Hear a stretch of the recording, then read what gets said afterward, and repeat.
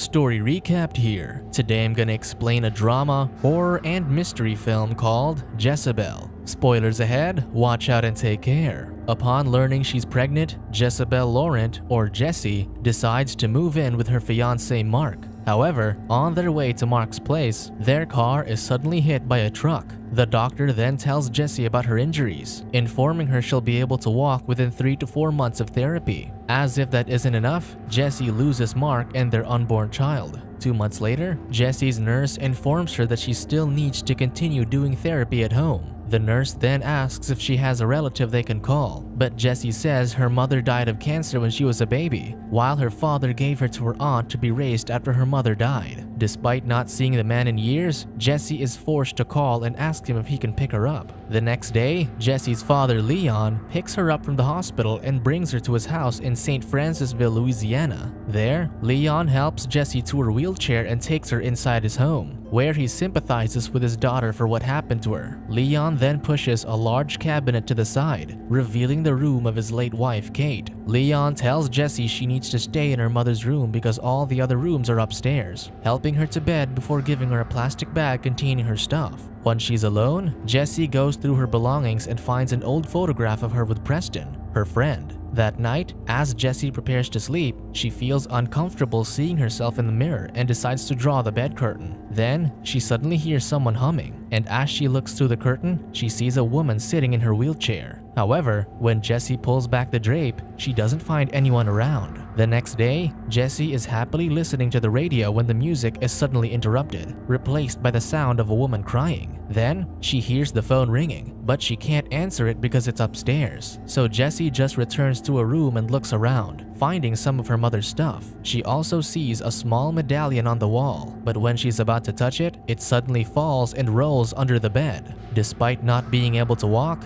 Jessie forces herself to stand and eventually loses her balance. She then finds a box under the bed with her name, containing videotapes all addressed to her. Curious, Jessie watches the first tape, where her mother Kate calls her Jezebel. Kate says she told Jessie's father to give her that tape on her 18th birthday, knowing she'd be gone by then and wishing her a happy birthday. Kate then tells Jessie that she thought about having a cake, but explaining all that to their cook, Mrs. Davis, would have been too weird. After that, Kate gives Jessie a tarot reading about death, which means transition. Kate also mentions the suit of cups, the water sign, wondering if Jessie is now a swimmer. However, the reading suddenly turns dark, for Kate sees that there's a presence in the house with Jessie. Kate soon realizes it's a female, and she wants Jessie out of the house, saying it's hers. As Kate stops the reading, Leon suddenly shows up behind Jessie, startling her. After turning off the television, he demands to know where Jessie got the tape and angrily breaks it in half. Then, Leon carries Jessie to a chair and tells her not to snoop around again, before throwing her wheelchair into the bayou. That evening, Jessie wakes up and finds herself strapped to a gurney before being kissed by her mother. Then, she gets confused when she sees herself on an operating table undergoing surgery. As if that isn't odd enough, Jessie is taken to the living room, where she finds a burnt man preparing for a ritual. After that, an EMT chokes Jessie with blood using a ventilator, but Jessie soon wakes up and realizes she just had a nightmare. As Jessie tries to catch her breath, she once again sees a woman entering her room in her wheelchair through the curtain.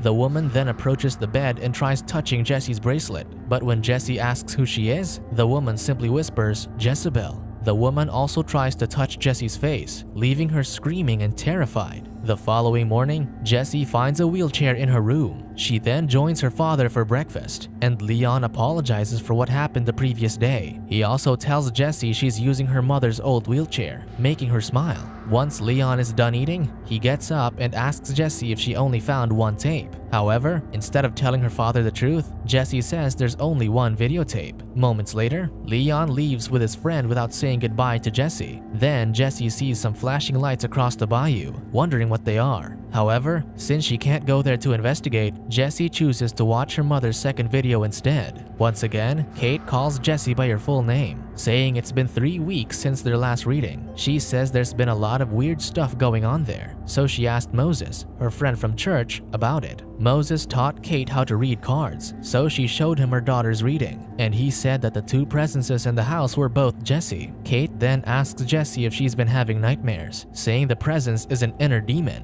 Kate also mentions Jesse's accident, telling her daughter to stop blaming herself and it wasn't her fault. After that, Kate gives Jesse a new reading. Once again, the death card comes up, and Kate assures Jesse it only means transition. However, Kate's demeanor suddenly changes when she sees the rest of the cards, saying she sees a horrible death. Kate then moves out of the frame, and the television suddenly turns off, leaving Jesse confused. The next day, Jesse hears some strange sounds coming from the second floor. She then calls out to her father and receives no response, and suddenly, she hears something breaking upstairs. Seconds later, Jesse's therapist, Rosaura, lets herself inside the house, asking if Jesse knows she's coming. After that, they immediately begin Jesse's physical therapy, and Rosaura leaves her in the bathtub before going to fix her bed. As Jesse relaxes in the bathtub, she doesn't notice the door quietly closing and the sink slowly filling up with dirty water. Then, the water in the bathtub becomes dirty too, and a woman with long black hair suddenly appears in the tub with Jesse. The woman carefully reaches for Jesse's bracelet before screaming without warning, pulling Jesse under the water and trying to drown her. Luckily, Jesse manages to get out of the bathtub, but the woman follows her and relentlessly attacks her. With all her might, Jesse pushes the woman away and heads for the door, trying to open it. However, the woman pins Jesse against the wall and throws up black liquid on her face. Upon hearing the commotion, Leon and Rosaura burst into the bathroom and find Jesse on the floor. So Rosaura helps her up while Leon tells her to calm down, saying it's nothing. Then, Leon scolds Rosaura and tells her to leave before searching Jesse's drawers. Meanwhile, Jesse wants to know what Leon meant by nothing. And as Leon finds Kate's tapes, he tells Jesse that it's her mother's fault she's scared. Enraged, Leon prepares to throw the tapes away, but Jesse stops him and says it's all she has of Kate. However, Leon argues that the thing on the tapes is not her mother, indicating she changed due to her illness. They found out that Kate had tumors in her brain 5 weeks into her pregnancy, and since she refused to do chemo, Leon believes her sickness ate her mind. Still, Jesse insists she wants to watch the tapes, but Leon is adamant about destroying them. After arguing with Jesse, Leon heads straight to the shed to burn Kate's tapes. However, a supernatural force suddenly sets him on fire and locks the shed, leaving him trapped inside. The fire quickly spreads throughout the place, and although he attempts to escape,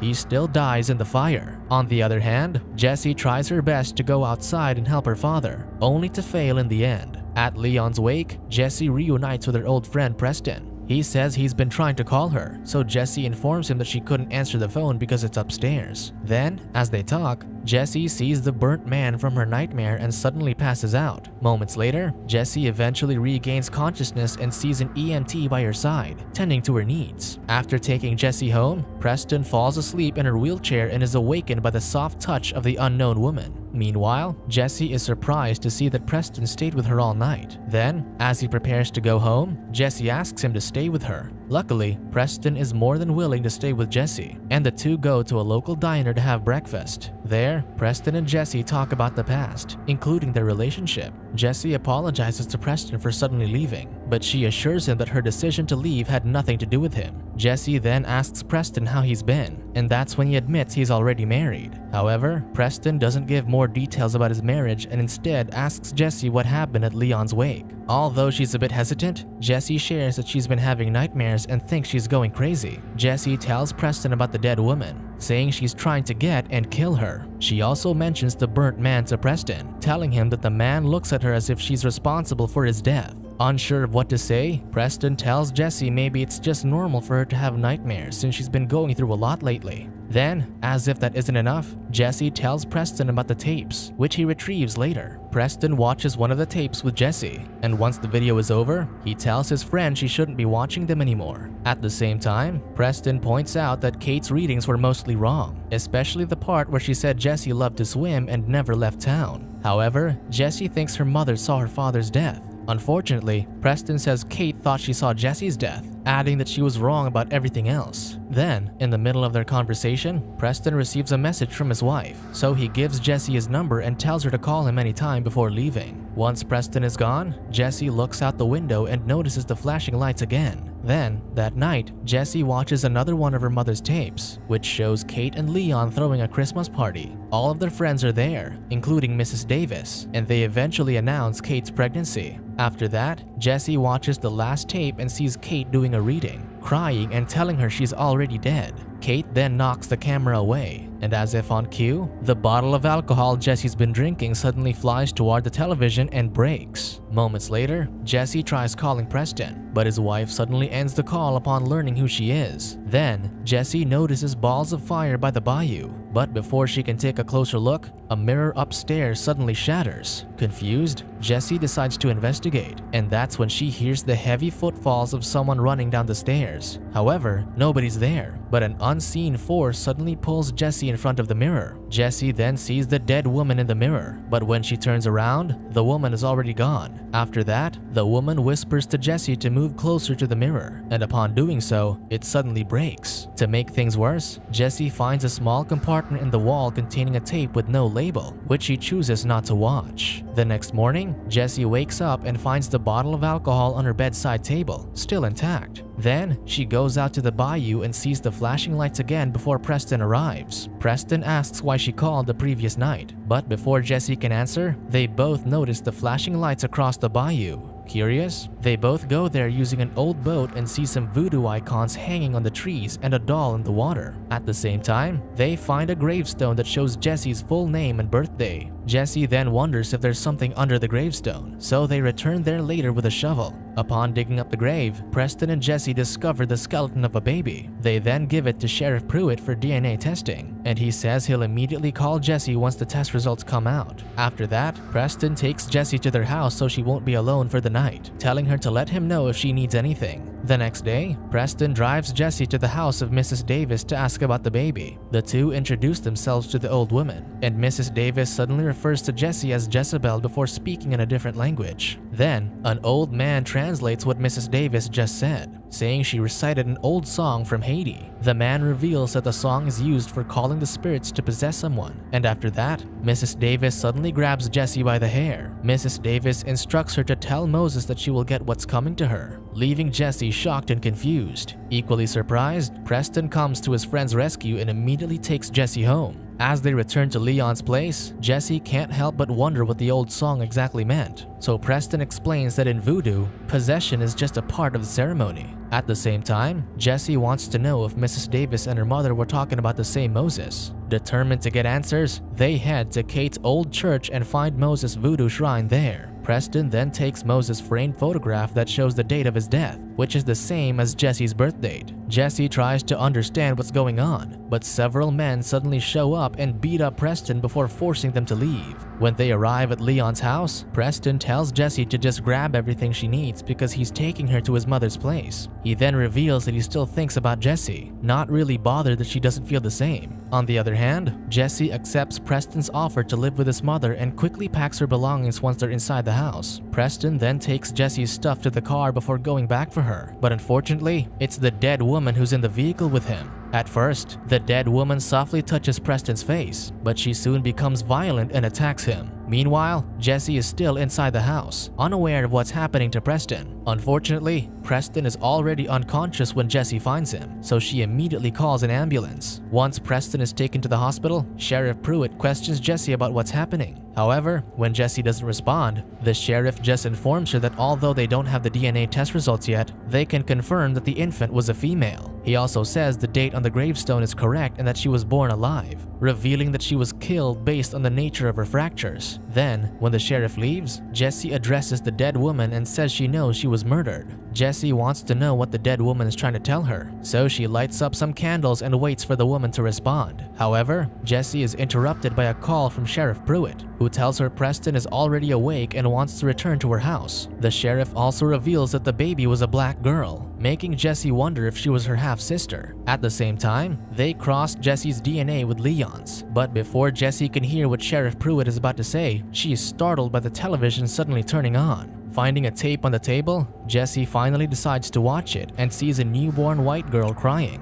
A sick Kate is in the video too, saying Jezebel and her father Moses are dead. Kate then tries suffocating the baby before changing her mind and starts chanting, telling Jezebel she'll get what's coming to her. After that, Kate shoots herself, and her ghost suddenly appears behind Jesse. Realizing she's the unwanted presence in the house, Jesse asks Kate if she was telling someone else's fortune, referring to her real daughter and not her. It is then revealed that the real Jezebel was Moses' daughter and not Leon's, so Leon took her the night she was born and snapped her spine. As if that isn't horrible enough, Leon placed Jezebel's body with a doll in a baby carriage and put stones inside it before pushing it into the bayou. Shortly after that, Leon shot Moses and burned his house in anger. It is now clear to Jesse that Leon adopted a white baby girl to cover the crime, and that infant is her. At the same time, Jesse finally understands that the men at Moses' voodoo shrine were the ones who buried Jezebel and performed a ceremony for her. Then, when Jesse asks what she can do for Kate, Moses' ghost shows up and prepares her for a ritual that will bring the real Jezebel back to life. After putting a cross on Jesse's forehead, Kate pushes her into the bayou, where the real Jezebel takes her mother's bracelet. Jezebel then resurfaces in Jesse's body, and the unsuspecting Preston immediately saves her. Unfortunately, Preston doesn't notice that there's something different with Jesse, and he eagerly kisses her back before she asks him to take her home. Then, Sheriff Pruitt addresses Jesse as Miss Laurent and asks if she's okay, but she simply smirks and says her name is Jezebel. Subscribe to watch more videos like this. Turn on notifications. And leave a like, it really helps the channel out. Thank you for watching.